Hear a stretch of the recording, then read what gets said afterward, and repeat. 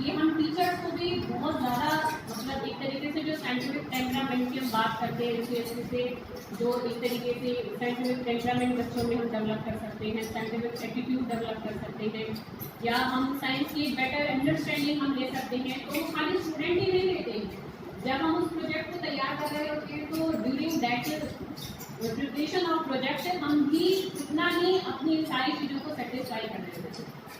क्योंकि जब हम एज अ स्टूडेंट थे तब ऐसा कोई भी बैकग्राउंड मतलब ऐसा कोई भी प्लेटफॉर्म हमारे पास नहीं था कि हम इन सब चीज़ों को कर सकते हैं। तो जो काम हम स्टूडेंट लाइफ में नहीं कर पाएंगे वो काम हम अब यहाँ पर एज अ टीचर बच्चों के साथ मिलकर बहुत अच्छे से कर सकते हैं। और आप मानोगे नहीं, मतलब एक बार लगने की बात होती है और फिर ये चीज़ बिल्कुल भी मुश्किल नहीं लगती। तो मैं जैसे सर ने कहा कि मैं थोड़े अपनी प्रीवियस एक्सपीरियंस अगर शेयर करूँ, तो मुझे ध्यान आ रहा है जब लास्ट ईयर हमने ये वर्कशॉप अटेंड करी थी और जब सर बता रहे थे और अजमेर सर ने भी हमें बताया था, तो आप मानोगे नहीं मुझे बहुत प्रेशर फील हो रहा था। जैसे आप सब में से काफियों को ये चीज़ इस टाइम महसूस हो रही होगी कि पता नहीं क्या काम है, क्या करना पड़ेगा। तो मैं भी बहुत प्रेशर में थी लास्ट ईयर ये सोच के कि ऑलरेडी इतना काम है हमारे पास कि कभी साइंस एग्जीबिशन है, कभी साइंस ड्रामा है, कभी साइंस ऐसे कॉम्पिटिशन है, साइंस क्लब है, बहुत सारे हमारे पास, कभी फंड्स के काम है, स्कूल में लैब है, इन सब के ऊपर हमारा सिलेबस है, फिर रिजल्ट का प्रेशर है। तो इतना सारा काम है, हम उसी 6 घंटे में हम क्या क्या करें, फिर हम घर पर अपनी फैमिली को टाइम दे कि हम इनमें जाकर जुट जाए। तो ये सारी उधेड़-बुन मेरे मन में भी उतनी ही थी जितनी इस टाइम शायद आप सबके मन में भी होगी। बट जब मैं उसी उधेड़-बुन के साथ जब हम स्कूल गए और अगले दिन मैंने बच्चों को वो कंसेप्ट थोड़ा सा बताया, तो बच्चों के चेहरे पे थोड़ी एक चमक सी मुझे उनकी आंखों में नजर आई। तब मुझे थोड़ा सा अच्छा लगा कि शायद बच्चों को ये चीज़ कहीं अच्छी लग रही है कि हाँ हम ऐसे ऐसे कुछ काम करेंगे। हमारे मन में कोई आइडिया नहीं था उस टाइम। तो जब मैंने बच्चों को जैसे ये बुकलेट प्रोवाइड करी और उनको कहा कि उसको पढ़कर आना कि ऐसे ऐसे हम एक छोटी सी रिसर्च करेंगे, ऐसे समझो कि जैसे तुम साइंटिस्ट बन गए और हम एक छोटी सी कोई रिसर्च करेंगे। मैंने बच्चों को सिंपल सी ये बात बोली थी, तो बच्चे उससे थोड़े एक्साइटेड हुए। मैंने कहा बेटा तुम कोई टॉपिक उठाकर लाना, फिर अगर टॉपिक लेकर आते हो और हम उस पर वर्क करें तो देखा जाएगा। बट जब नेक्स्ट डे बच्चे आए तो उनके मन में ऐसे टॉपिक नहीं था, तो उन्होंने कहा मैम आप अगर कुछ सजेस्ट करो। तो मैं ऑलरेडी अभी भी उस स्टेट ऑफ प्रेशर में थी। तब मैंने सोचा कि ये जो फूड एडल्ट्रेशन था हमने इसको वहाँ भी किया था, हमने इसको स्टेट में भी किया था और स्टेट एग्जीबिशन में भी हमने स्टेट में 3rd पोजीशन एग्जीबिशन में किया फूड एडल्ट्रेशन की। तो जो बच्चे पहले करके जिन्होंने किया था वो तो +2 पास आउट करके जा चुके थे। तो मैंने उन बच्चों को एक बार बेटा वो हमने पहले एग्जीबिशन में कर चुका है, तो क्यों ना उसी को ही अब हम एज अ रिसर्च उसको हम लेकर चले। क्योंकि जब तो हमने बस कुछ एक सैंपल लेकर आए थे और उन पर हमने अपने बच्चों को बस टेस्ट समझाए थे और टेस्ट हमने करके दिखाए थे। अब हमने इसको एज अ रिसर्च लिया। तो हम गांव की ही बहुत सारी दुकानों में गए थे, हम 10-20 दुकानों में गए, हमने वहाँ से सैंपल कलेक्ट करे। फिर हमने हर सैंपल के बच्चों को जब मैंने टेस्ट समझाए और जब बच्चे टेस्ट करते थे इतने खुश होते थे, आप मतलब मान नहीं सकते। उसको उनको पढ़ाई ऊपर ही वो खुशी नहीं देती, बच्चे अपने घर से ले लेकर आते थे, घर से ले लेकर। और भी बच्चे जो नहीं जानते हैं छोटी क्लासेस के भी कि मैम मुझे हम ले आएंगे, ये जो हमारा सामान हमारे घर के वहाँ मिल जाएगा, बच्चे खुद जुड़ने लगते हैं अपने आप। और उन्होंने सबने आकर बच्चों ने फिर वो टेस्ट कर करके देखते थे और बड़े खुश होते थे हमारे घर में ये चीज़ तो प्योर है और ये चीज़ें प्योर है। और कुछ लड़कियां जैसे थोड़ा सा जोश में रहती है तो वो जाके दुकानदार को बोल के आई कि अंकल जी ये आप खराब सामान दे रहे हो, हम ऊपर आपकी शिकायत करके आएंगे। तो उससे मतलब एक जुड़ाव होने लग गया। इवन कुछ दुकानदारों ने हमें कहा भी हम जहाँ से सामान लेते हैं हम वहाँ से नहीं लेते। तो पूरा मतलब मुझे ऐसा लगा कि कुछ यहाँ तो फायदा हो रहा है। तो अब मैं भी धीरे धीरे उससे जुड़ने लगी और मतलब धीरे धीरे मैं बहुत मन से जुड़ गई और फिर मुझे बड़ा जोश आने लग गया उस बात में। फिर मुझे वो प्रेशर वाली फीलिंग वो खत्म हो चुकी थी। तो फिर उसके बाद जब हम यहाँ पर इधर आए डिस्ट्रिक्ट लेवल में, तो यहाँ भी हमें काफ़ी एप्रिसिएशन मिला था। डीओ सर भी बैठे थे क्योंकि हमने यहाँ सेटअप भी लगाया था, बच्चों ने टेस्ट करके दिखाए थे जो 2 बच्चे थे। और उसके 3 दिन बाद ही हमें स्टेट में जाना था। बट जब ड्यूरिंग दैट टाइम ही हमें एकदम पता लगा कि हमारी जिस लड़की ने यहाँ प्रेजेंटेशन दिया था वो एलिजिबल ही नहीं है स्टेट में जाने के लिए। उसकी एज कुछ दिन बाद ही उसका बर्थडे था और वो ओवर हो गई। तो अब हमें 3 दिन में ही नया बच्चा तैयार करना। तुम्हें और भी 4-5 बच्चों को लेकर आए कि भाई हमें एक्चुअल में सेटअप करना था, तो हमें बहुत सारे बच्चे यहाँ चाहिए दे सकता कि जल्दी से अरेंज हो सके। तो उनमें से एक लड़की जो भूमिका लड़की वो निकल के सामने आई और वो लड़की आप मानोगे नहीं कभी स्टेज पे नहीं गई थी। उसको स्टेज हो गया था बहुत ज्यादा, बट वो खुद एकदम से निकल कर आई। उसने कहा कि उसने जब मैं काम करते देखा और उसने उसको लड़की को, चंचल लड़की थी पहले, उसको बोलते हुए देखा, तो उसमें खुद पता नहीं भगवान जाने कहाँ से जोश आया, मतलब उसका जज्बा, मतलब मैं उसकी जगह होती शायद ना करती, क्योंकि हमने कभी नहीं गए, और एकदम से उस लड़की ने बोला कि मैं तैयार हूँ अगर आप मुझे अलाउ। और उसको मैंने मटेरियल दिया, मालूम है अगले दिन उस लड़के ने इतना अच्छा हमें सुनाया। अंजू मैम हमारे साथ थी, अंजू मैम ने पूरी हेल्प करी उन 3 दिनों में। अंजू मैम ने, मैंने, हमने स्कूल के बाद रोककर हमने रिपोर्ट को तैयार करा स्टेट के लिए, उसको हमने स्टेट के अकॉर्डिंग बनाया। फिर वो लड़की ने, इवन हमारा पूरा स्टाफ हमारे सपोर्ट में खड़ा हुआ था उस टाइम, हमारे प्रिंसिपल सर बहुत ज्यादा। उस लड़की ने सब टीचर्स को जा जाके सुनाया, सबको सुनाया, अपना सारी प्रेजेंटेशन सुनाई, सबने जो भी कमियां थी, हर टीचर ने अपनी अपनी कमी जो भी उन्होंने जज किया उसको, तो उसने सबकी उसको बहुत हेल्दी मैनर में किया और बहुत अच्छे से उसने अपनी प्रेजेंटेशन जो हमने उसको रिटर्न में दी थी, उसके अलावा उसने अपने आप उसने चेंजेस कर दिए। हर टीचर से उसने एक फीडबैक लेती चली, तो उस लड़की की बहुत मेहनत थी। तो वहाँ जब वहाँ पर स्टेज में पहुंचे थे, तो स्टेट में एकदम हमें पता लगा, सेकंड नंबर पर हमारी लड़की की प्रेजेंटेशन थी और हमें तुरंत पता लगा कि अपना सिर्फ एक बच्चा भी परफॉर्म करेगा। यहाँ जैसे तो बस शो नहीं किया था, क्योंकि हमारे टेस्ट, एक बच्चा टेस्ट करके दिखा रहा था और एक बच्चा बोल रहा था। तो अब वहाँ एकदम से अनाउंसमेंट हुई थी कि एक ही बच्चे को ही वहाँ सब करना है, उसी को ही प्रेजेंटेशन देनी, दूसरे को अलाउ ही नहीं किया जाएगा। तो वो लड़की इतनी मोटिवेटेड थी, वो एक बार घबरा गई, तो फिर उसको जब थोड़ा हमने समझाया सारा, तो उस लड़की ने मानूंगी नहीं, अपने 1 मिनट में उसने अपने हाथों से सब सेटअप किया, टेस्ट भी किए, बोला भी, क्वेश्चंस के भी उसने बहुत सेटिस्फैक्टरी आंसर दिए।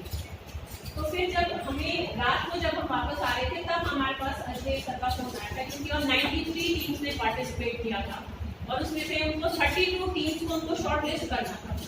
तो रात को शायद जब हम 9 बजे वापस आए थे नेक्स्ट डे में, फिर हम जल्दी जाते, अगर हमारी शॉर्ट लिस्ट हो जाती तो हमने एडमिट सर को कह दिया था, सर अगर हो तो आप बताइएगा। तब उनका फोन आया, हम यहाँ से 3 टीम्स गई थी, 3 या 4 टीम्स गए थे। तब उन्होंने कहा कि तुम 32 टीम्स में भूमिका शॉर्ट लिस्ट हो चुकी है। तो उस टाइम हमें एकदम से एक बहुत बड़ी अचीवमेंट की फीलिंग आई। हम सोच रहे थे हमें बहुत कुछ मिल गया, हम आगे का तो अभी उतना कुछ सोच ही नहीं रहे थे कि आगे भी हमारे साथ कुछ और भी अभी अच्छा होने वाला।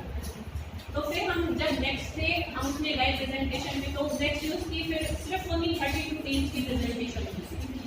और फिर जब रिजल्ट अनाउंस हो रहा था, वो भी अजय सर की टाइम स्टेज पे थे, तो हम बिल्कुल लास्ट की सीट पे बैठे हुए थे और बिल्कुल वहाँ पर जब हम सेटअप तैयार करते थे, वो बहुत भीड़ इकट्ठी हो जाती थी, क्योंकि सब कहते थे अरे इन एसेट्स के डब्बों को तो कोई वहाँ लैब में ही नहीं खोलता, अपने स्कूल में ही खोलने से डरता है, आप इतनी सारी कंसंट्रेटेड एसेट्स को उठाकर आप यहाँ ले आए। तो हमें वहाँ भी एक अच्छी फीडबैक मिल रही थी, होकर के कई लोगों ने कॉन्टैक्ट नंबर दिए थे, तो सब उस चीज़ से बहुत इंस्पायर हो रहे थे कि ये यहाँ तक इतना सामान निकाला है, हम तो अपनी लैब में बाहर निकालना है, इसको जरूरी नहीं समझते। तो फिर जब हम लास्ट बेंच पे बैठे हुए थे, कहीं ना कहीं थोड़ा मुझे लग रहा था, पर मुझे लग रहा था इतनी भीड़ है यहाँ, कहाँ हमारा कोई नाम मिलेगा। पर आप मानोगे नहीं, एकदम से जब एक नाम स्टेज पे अनाउंस हुआ कि भूमिका फ्रॉम करेंगे, और उन्होंने इतना अप्रिशिएट किया था अजमेर सर ने कि ये फर्स्ट टाइम ये डिस्ट्रिक्ट पार्टिसिपेट करी और सीधा इसने नेशनल की जगह बनाई है। तो उन्होंने मतलब स्पेशली उस चीज़ को बहुत अप्रिशिएट किया था। तो वो चीज़, वो जो कल था, वो जो एक तरीके से मेमोरेबल हमारे पास मोमेंट्स थे। तो जितना भी हमने काम किया था, उसमें जितनी भी हमने थकान महसूस हुई थी, वो सब एक पल में खत्म हो गया, क्योंकि वो अचीवमेंट उस थकान के ऊपर बहुत भारी पड़ चुकी थी। और तब वो जो जोश था, आप उसको इमेजिन भी नहीं कर सकते कि उस टाइम हम बहुत थके हुए थे, क्योंकि 2-3 रातों से जगे हुए थे। पहली रात भी हम 11 बजे घर पहुंचे, अगले दिन सुबह फिर हम 5 बजे उठ के भागे थे।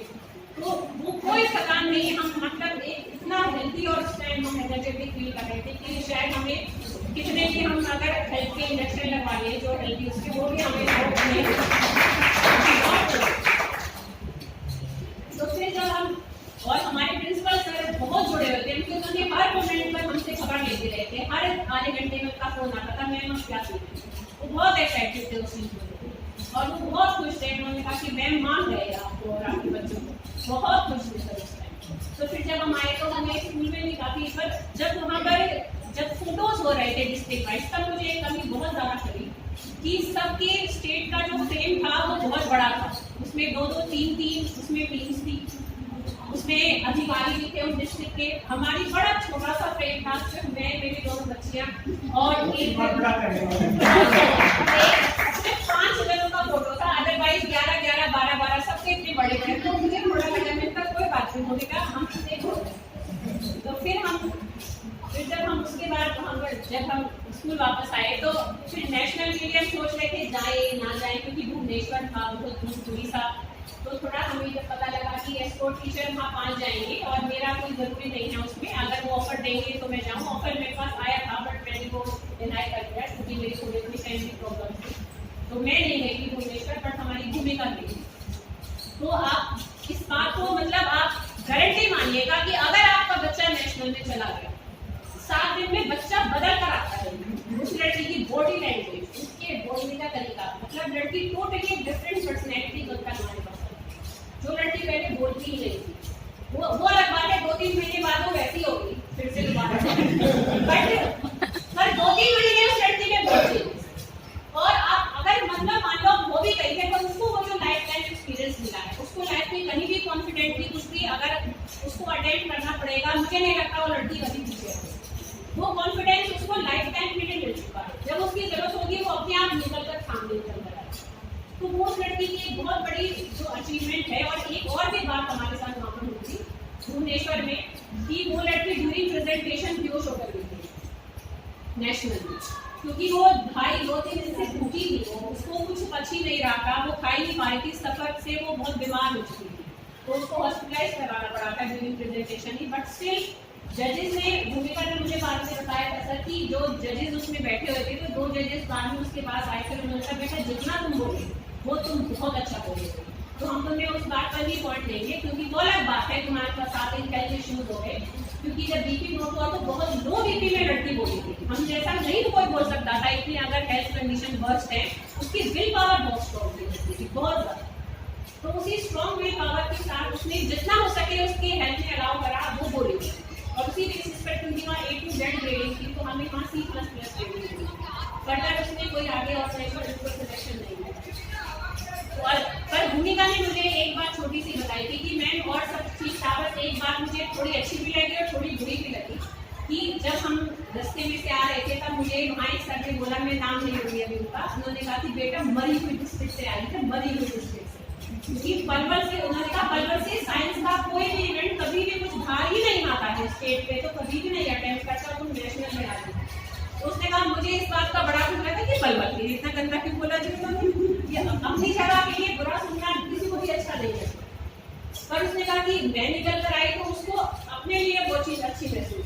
तो मैं आप सबसे ही ये बहुत नम्र निवेदन करना चाहूँगी और बिल्कुल कहना चाहूँगी कि आप सब खुलकर पार्टिसिपेट कीजिए, बहुत मजा आएगा जब आप उस चीज़ को, उसमें चीज़ में जब एंटर करेंगे ना, तो वो चीज़ आपको अपने आप एक सेटिस्फेक्शन मिलने लग जाएगी, और वो सेटिस्फेक्शन सारी थकान मिटाने का काम करती है। हमें रिवार्ड मिले ना मिले वो कुछ नहीं होता है, जो काम करके हमने बच्चे को सिखाया, बच्चे को कोई चीज़ दी, और हमने सोसाइटी का भी कुछ ना कुछ, हम कोई से प्रोजेक्ट लेंगे कहीं ना कहीं उसमें थोड़ा फायदा होता है।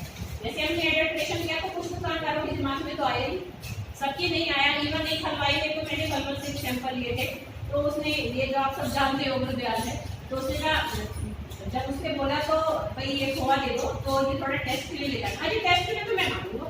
मैंने कहा ऐसे कोई बात नहीं है, ये वैसे टेस्ट नहीं है, मैं खुद ही लैब में ऐसे थोड़ा कर रही हूँ, क्या जी बात आगे मत पहुँचा दो। और आप मानोगे नहीं, खोए में स्टार्च का टेस्ट हर दुकानदार का, इवन वेद हलवाई की हम मिठाई मान के चलते हैं, स्टार्च का टेस्ट सब में पॉजिटिव होता है, सब खोए के नाम पर आधा स्टार्च मिलाकर तो बना। तो ये मतलब हमें कुछ चीजें पता लगी कि हमने उनको भी बताया, तो चाहे हमने छोटा सा कोई चेंज किया तो वो चीज अपने आप में बहुत बड़ी अचीवमेंट होती है, प्राइस से भी बड़ी अचीवमेंट होती है। तो ये मैंने थोड़ा सा आपके साथ अपने पास्ट एक्सपीरियंस से शेयर करें, जैसा सर ने मुझे बोला था। तो मैं अब थोड़ा सा अपनी थीम पर आना चाहूँगी कि मुझे एक सब थीम के बारे में भी आपको थोड़े से प्रोजेक्ट्स थोड़े बताने के लिए डाल रहे थे। और जो मेरी थीम है वो है हेल्थ, हाइजीन एंड सैनिटेशन। तो हेल्थ, हाइजीन एंड सैनिटेशन, तो तीनों थोड़े अलग वर्ड्स हैं और तीनों का थोड़ा थोड़ा अपने में अलग अलग मीनिंग भी है। तो मैं तीनों को थोड़ा सा, क्योंकि ऐसे बोर भी हो जाते हैं, मैं देख रही हूँ सब हम काफ़ी देर हो गई है बैठे बैठे, तो परेशानी सी सबको ही महसूस हो रही है। तो मैं बहुत ब्रीफ में ही अपनी थीम को आपको बताना चाहूँगी। जैसे जो हेल्थ है, बेसिकली हेल्थ अगर हम WHO की लेटेस्ट डेफिनेशन देंगे तो उसके हिसाब से हेल्थ ये नहीं है कि जस्ट लैक ऑफ डिजीज, वो हेल्थ नहीं है। हेल्दी पर्सन को हम कैसे डिफाइन कर सकते हैं? जो मेंटली, फिजिकली एंड सोशली जो फिट फील करे। तो एक्चुअली दैट इज तरीके से है ना। तो हेल्दी पर्सन को हम ऐसे डिफाइन कर सकते हैं कि जो सोशली, मेंटली और फिजिकली फिट फील करता है, तो दैट पर्सन इज हेल्दी। ठीक है, तो ये हम हेल्थ को हम ऐसे डिफाइन कर सकते हैं। और हाइजीन पर अगर हम आए तो हाइजीन बेसिकली क्या है कि जो माइक्रो ऑर्गेनिजम्स होते हैं जिनकी ग्रोथ के कारण ही बेसिकली बीमारियां फैलती हैं, तो उनकी ग्रोथ को रोकना या उनको किल कर देना, क्योंकि उनकी मेन प्रॉब्लम ये है बहुत फास्ट रेट से ग्रो करते हैं। तो हम उनकी ग्रोथ को रोक दें।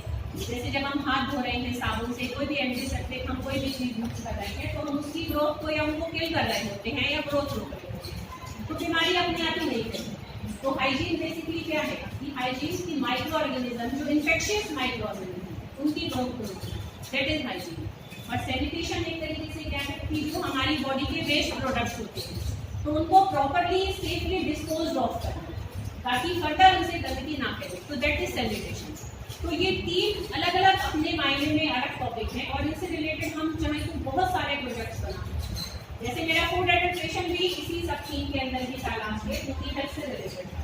तो फूड एडल्ट्रेशन भी जैसे हमने स्पाइसेस पे किया था बेसिकली, तो अगर कोई करना चाहे तो मिल्क पर कर सकता है। मिल्क पर अपने आप में वाइड एडल्ट्रेशन की जो रिसर्च है कि हम अलग अलग कंपनीज का अलग अलग जैसे पैकेट्स के दूध ले सकते हैं, अलग अलग घर से गाय भैंसों के दूध कलेक्ट करके, बहुत सारे टेस्ट है। नेट पर इतना डेटा अवेलेबल है, अगर हम उसको क्यों हम, मैं तो कह रही हूँ कि नेट के पहले जरूर हमें सर्च ही करना चाहिए। भाई जिसने ऑलरेडी इस टॉपिक पर रिसर्च कर ली, बेटर है हम उस काम को इस्तेमाल करें, फिर हम उसके आगे का काम हम बढ़ाएं। क्यों हम उसी काम को दोबारा से ही करें? हाँ, हमने जो इन्फॉर्मेशन वहाँ से ले ली उसको टेस्ट करके हम उस पर कंफर्मेशन कर ले कि हाँ इसने जो करा है वो सही किया है कि नहीं, फिर हम फर्दर अपने काम को आगे बढ़ें, तो वो बेटर होता, हमारा टाइम भी बच जाता है। तो हम एडल्ट्रेशन पर भी कर सकते हैं, जैसे मिल्क के एडल्ट्रेशन पर, सीरियल्स के एडल्ट्रेशन पर भी करा जा सकता है। और उसमें मतलब करना क्या है, कैसे करना है, वो सब इस बुकलेट में मेंशन है। तो उसको हमें बारी हमें उसकी डिटेल देने की शायद इतनी जरूरत नहीं। आपको जहाँ कहीं करते टाइम भी अगर कोई प्रॉब्लम आए तो आप सब हम सबका कॉन्टैक्ट नंबर दे सकते हैं और कभी भी कोई भी क्वेरी हो तो आप क्लियर कर सकते हैं, क्योंकि वो करना काम तुम्हें खुद है। हमें सिर्फ एक आइडिया माइंड में क्लियर करना चाहिए, काम से आगे चलता चला जाता है।